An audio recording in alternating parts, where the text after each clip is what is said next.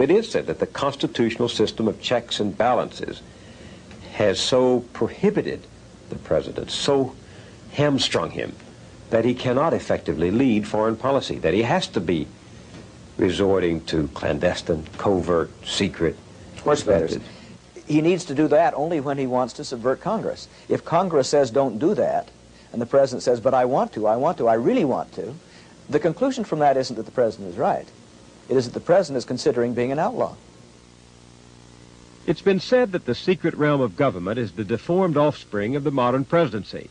Presidents take an oath to uphold the Constitution, but then they find the cumbersome sharing of power with Congress an obstacle and start looking for shortcuts to silence their critics and achieve their objectives. And it goes back to the beginning. I mean, there is a famous letter which Madison wrote late in his life in which he said, perhaps it is a universal truth that the loss of liberty at home will be charged to dangers real or imagined from abroad. And that is the lesson of history. Was the incentive so great, or the prospect? But we don't seem to learn the lessons of history. Just 14 years ago, another Senate committee listened to another string of witnesses. The names still trip off the tongue: Haldeman, Ehrlichman, Mitchell, and Dean. I began by telling the president that there was a cancer growing on the presidency, and if the cancer was not removed, the president himself would be killed by it.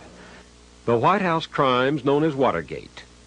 Cover would be taken off of the telephone, and 2 of the wires connected with this Crimes against democracy. To harass opponents, the Nixon White House had set up a secret team called the Plumbers. They bugged phones, opened mail, and burglarized the president's critics. Senator Inouye read the Watergate Committee a secret White House memo containing the Nixon enemies list and how the Plumbers intended to punish them.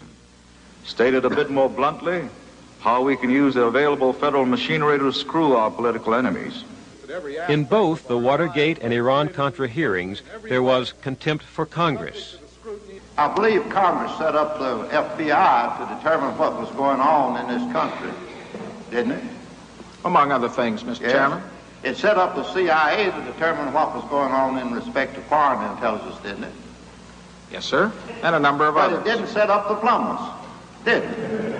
Of course, the Congress doesn't do everything, Mr. Chairman. No, but Congress is the only one that's got legislative power, and I don't know anything, any law that gave the president the power to set himself up what some people have called a secret police, namely the Plumbers.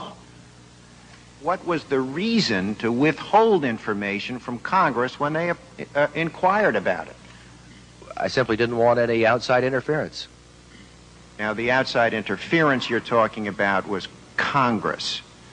And I take it the reason they were inquiring was precisely so that they could fulfill with information their constitutional function to pass legislation one way or the other.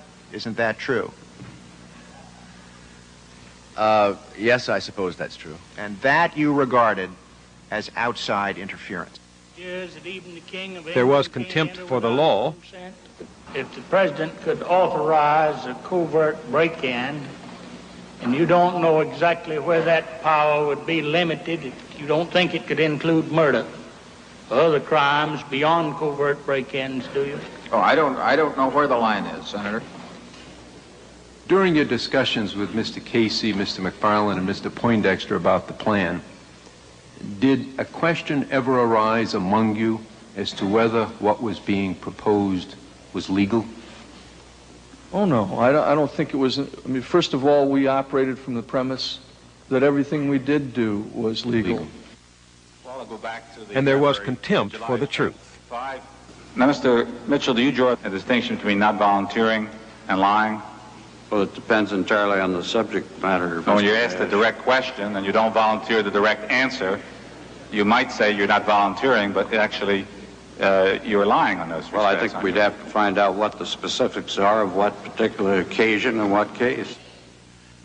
Could you explain to me the difference that you think there is between knowing that you've left a false impression or a wrong impression and lying, to use an old-fashioned term?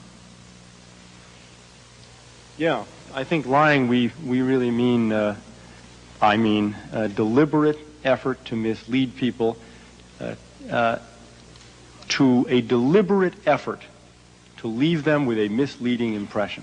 What I hoped to do was to avoid the question and duck the question as I... President Reagan's men did learn one thing from Watergate.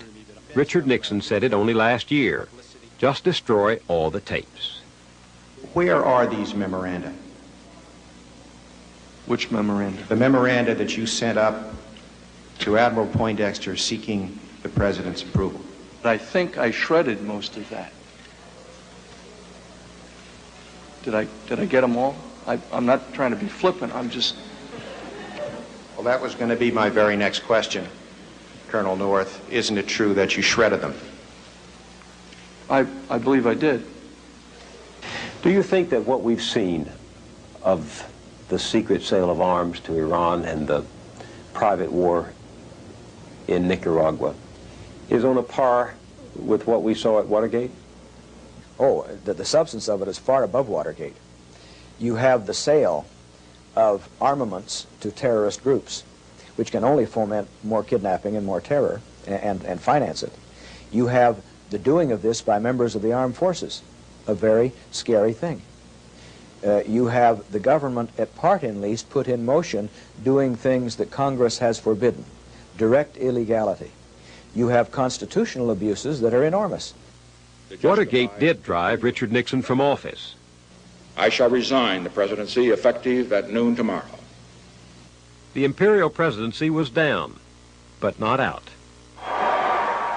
Ronald Reagan ran in 1980 with a strong and clear message. The world was a hostile place and closing in on America. Russian troops were in Afghanistan, Sandinistas were in Nicaragua, and Americans were being held in Iran. President Reagan wanted to reinvigorate the CIA, and he chose a tough director to run it, his campaign manager, William Casey. They were ideological soulmates, true Cold Warriors on the offensive. In 7 years, Ronald Reagan approved over 50 major covert operations, more than any president since John F. Kennedy. Reagan and Casey set the agenda, but it was this man's job to carry it out. In Oliver North, they had their 007. North's primary mission was to keep the Contra war going, despite the congressional ban on aid. For 2 years, he masterminded a privately funded airlift to Honduras. According to some reports, criminal elements used the secret airlift to smuggle drugs back into the United States, with profits being used to buy more weapons for the Contras. 2 congressional committees are investigating those reports. Were there Contras who relied on the profits of narcotics in order to buy arms and to survive? Yes, I'm convinced of that. Senator John Kerry of Massachusetts heads a Foreign Relations Subcommittee. Once you open up a clandestine network which has the ability to deliver weapons or other goods from this country, leaving airfields secretly, under the sanction of a, quote, covert operation, with public officials, DEA, customs, law enforcement, whatever, pulled back because of the covert sanctioning, you've opened the pipeline for nefarious types who are often involved in these kinds of activities to become the people who bring things back in. Oliver North had been told the airlift was using questionable characters. Robert Owen, his contact man with the Contras, wrote from the field that some of the leaders were running drugs. In February of '86, Owen advised North that a resupply plane had been used for shipping drugs. In Owen's words, part of the crew had criminal records. The second sentence says, nice group the boys choose. Who are the boys? CIA. So what happens is the President of the United States says, this is the national security, you must step back and let these people do their job, and therefore a lot of smugglers, drug traffickers, others go through the back door. I don't think the President of the United States said specifically, look the other way to these things. I don't think the President of the United States knew these things were going on. But the President of the United States did encourage to